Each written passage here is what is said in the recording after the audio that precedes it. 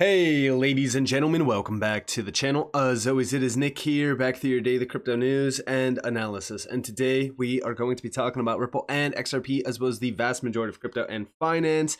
And with that being said, I hope that you are all having a beautiful day or a beautiful night wherever you guys are out there in the world watching from. A lot has been happening around this space with the SEC, the XRP case, ETH case, things like that. And there's a ton of stuff to really kind of look forward to. One thing to really look forward to is this AMA, or discussion, if you will, with Johnny Deaton and Deaton and Nerayoff. Now, why is this important? Why is this even significant? Well, it's because, listen, these are two individuals that have been around ETHgate, have been around the XRP case since the inception, and Deaton and Nerayoff has been around Ethereum and even this entire space since the inception of Ethereum, and since even, the creation of XRP. So listen, as we look at these two, when you put them in the same room and you have this interview happening and you see these hard-hitting questions, guys, a lot is going to be said. So definitely stay tuned to December 19th, because Crypto Law US is going to be dropping this at 3 p.m. ET, 8 p.m. UTC, over on Crypto Law TV. Normally, I wouldn't shout something out like this because, again, I just don't do that.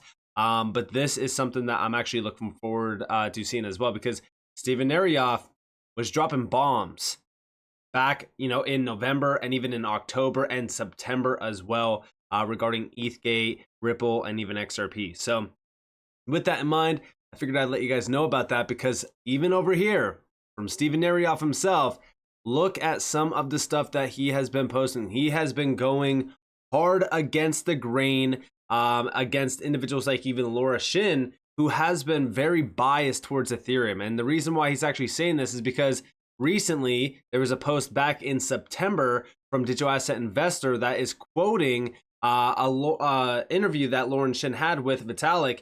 And we see, hey, Deaton and Nerayoff, I would love to sip a glass of wine this Friday evening while reading/listening to your thoughts on this. When you see, hey, Johnny Deaton, Deaton and Nerayoff, Crypto Law US, I'm sure once you go over this clip, Laura Shin will be happy to correct the record if anything wasn't true or correct. By the way, Deaton and Nerayoff, as she invited you on to tell your side of the story. And again, this was back in September, where basically what happened was Laura Shin was telling Vitalik about Deaton and Nerayoff and what Deaton and Nerayoff was saying, and he basically just turned a blind eye to it and didn't really discuss too much.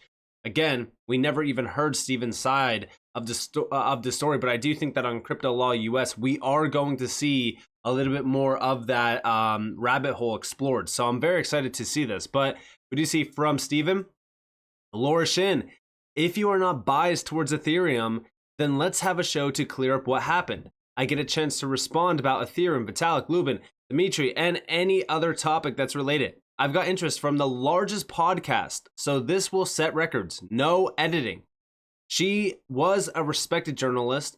This gives her a chance to prove she still is one and not a shill for Ethereum. It's sincere, and there is zero legitimate reasons for her not to do it. I know more than I say. My investigative abilities uncovered multiple unprecedented corruptions as well. So again, listen, he is very adamant about this. But hey, if it's not Laura Shin, then it is going to be Johnny Deaton on Crypto Law US. And again, this is roughly a day away now. So definitely stay tuned to this. Again, I think that everyone will respect this interview because of the significant information that will be dropped within it. So again, I do think that this is a no miss. Like, listen, you should not miss this at all. But also, Coinbase. Steven did respond regarding the Coinbase SEC discussion as well. Coinbase, word on the street is that the growing mountain of evidence of the SEC's corrupt activities against crypto was a significant factor in their decision to settle with Ripple. I hold a treasure trove myself, and there is another 14 gigabytes that the SEC has stonewalled from giving me. Under my Privacy Act request, I now have to sue the SEC to get the data. At this point, it seems obvious that more cases of agency corruption will come to light. Who knows how far the SEC attack on crypto goes? I was focused on the dismissals against Brad and Chris.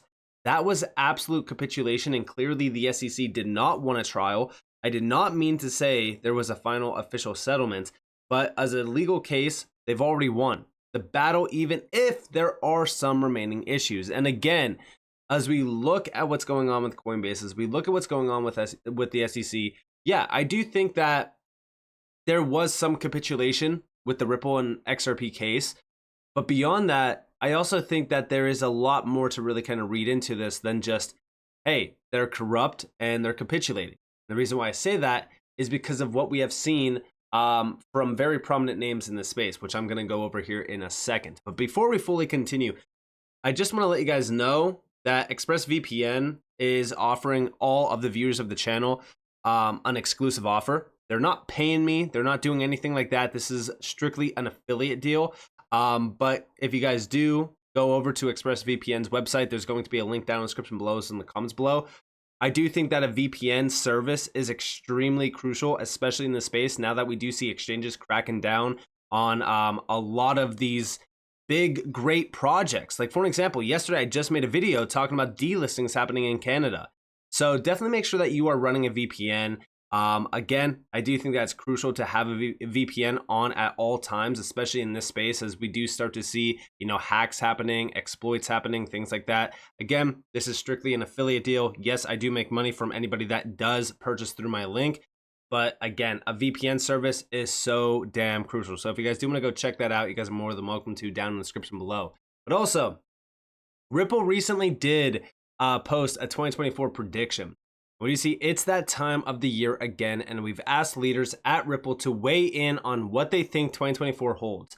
Our CLO, Chief Legal Officer, Stuart Alderati, kicks us off with 3 bold outlooks on policy and U.S. crypto regulation for 2024. And what do you see down here in 2024? The last bit of the SEC's misguided lawsuit against Ripple will finally come to an end.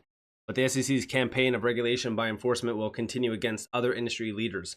Judges will continue to be the last line of defense against the SEC's overreach. And the SEC will continue to lose major issues in the courts, setting the table for a showdown in the Supreme Court. Congress will agree in principle on crypto regulation, but will disagree on the best course of action, leaving the US crypto firms stuck while the rest of the world makes significant positive strides. Now, what is actually going on here?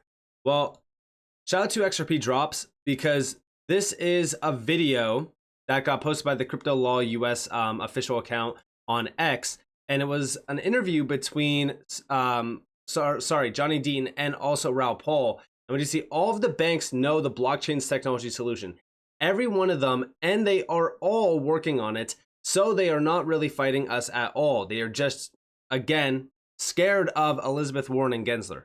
And check this out. But all of the banks know that blockchain technology is the solution, every one of them, and they're all working on it. So they're not really fighting us at all. They're just shit scared of Liz Warren and Gensler. But so there you guys have it. Now that is a significant quote there. Now listen, beyond this, we also got a little bit more of an in-depth view on this, and this is the game plan of the SEC. They secure that the boys who are sitting on trillions of dollars right now will be the boys who rule the market of Bitcoin. Spot Bitcoin ETF will be announced on the 10th of January. Check this out. Nothing to do with Deutsche Telekom. And of course, it's completely, an idea. But I think the game the SEC plays is basically just to secure that the boys who are sitting on trillions of money right now will be the boys who will rule the market of Bitcoin. It's just a power play so that BlackRock gets their hands on the tokens, like figuratively spoken. So I think the chances that the Bitcoin ETF will be denied for, I don't know, the top 5 wealth management companies in the world, I think it's very, very slim. They must have a very, very, very good reason to do this.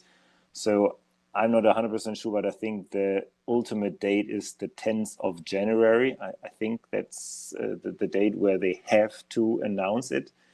They have time in between. My guess is they wait until the very last day and then they will announce it. They will not give us a Christmas present But again, it gives us the opportunity to buy some cheap coins, which is a good thing as well. I see it the same way, but the point is we don't know what SEC is doing. They're a little bit special, let's say it in that way. But we have a customer in Switzerland who is issuing certificates, normal, old, traditional certificates on Bitcoin, Ether, and I don't know, top, whatever. No, and they're very successful. They're unbelievable successful. So the instrument is working, and if it's now a certificate or an exchange rate fund, whatever. It's the same principle. And yes, there's some mechanics in the background. I know I'm coming from the old traditional banking side, but what I want to say is, Switzerland had said, okay, so there is already, I don't know if there is something else somewhere else, but I see it also in a very, very high chance that the ETF is coming. Yeah. So yeah, as we really kind of look at these ETFs, my thought process on these ETFs is the exact same. Listen, the game plan has always been to get Wall Street in. The big players are not going to miss this. In fact, the big players have not been missing this. JP Morgan has been an Ethereum maxi and pioneering blockchain-based technology for well over roughly 5, maybe even 8 years now. Who knows? They might have been in at the inception. And this is so crucial to mention because I think that a lot of people are under the impression that they're going to miss out on this. They're not. The regulators are bought and paid for. Why do you think the regulators are picking and choosing winners and losers? Why do you think that they let FTX implode? I personally believe that when FTX imploded back in roughly November of 2022, I think that the big boys were already here and preparing at that time, and that allowed the door of opportunity to actually open. And again, I say that the SEC let that happen on purpose so that the big boys can actually buy up the market on the low. They were already in. Why do you think all of a sudden all of them now are talking about, oh, hey, ETFs, and we see mainstream media feeding the fire saying, hey, once an ETF goes live, that's it. Bitcoin's going to 100,000, 200,000, 400,000. Like, it's absolutely ridiculous. But also, Chad Steingraber, the SEC has played a game where they've enabled the positioning of the largest asset managers like BlackRock to take total control of the market. Trillions will be unleashed to buy up every token they want. The asset game begins with the ETF approvals. Now, again, like I said, I also believe that a lot of them are already positioned. I do think that some of these ETF approvals are definitely going to unlock a ton of money flowing into the space. But I also think that, this is probably the last bull run. And I say this because I think that a lot of people are under the impression that ETFs and all this stuff is very, very bullish. It is, technically, but also with regulations, with ETF approvals, with all the big money coming into this space, volatility is going to significantly drop. And what does that mean? Well, it means that the 50x and 100x, movements in the space that happen in a very short amount of time, that's going to cease to happen. Because again, volatility and speculation are going to get thrown out the window. But is that a bad thing? No, not necessarily, because again, the utility gems in the space that are significant players in the real world and are legitimate projects that actually have a use case, those are going to be the new 50x, 100x gems. And the reason why I say that is because the regulatory rug pull is going to happen. 99% of the space is going to get wiped out. And when you have that 1%, and I've even said that it could very well be less than 1%, when you have that left over, and you're talking about, a 10 trillion, 20 trillion, 50 trillion, even a possible $100 trillion market cap for all of crypto, and all of crypto is 1% or less than 1% of what we have now, token-wise, how much do you think those projects are actually going to be worth? They're going to be worth a significant penny, and that is what we have been waiting for, which is the utility bull run. A bull run unlike no other. But this is the last major bull run, in my opinion, of volatility, speculation, hype. Again, you need to make sure that you are aware of what is happening here. And I've always said, like, as we look at the big players, they're already preparing their positions. They've already probably prepared their position. But I do think that the SEC wants these big players in, and they've opened the door for them to get in. And I think that that's the same exact thing that happened with FTX. So with that being said, I hope that you guys enjoyed this video. If you guys did, definitely leave a like, subscribe, turn notifications on because more free content. You guys are more than welcome to follow me on Twitter and join the free Discord in the description below. And with that being said, guys, this has been Nick. Peace out.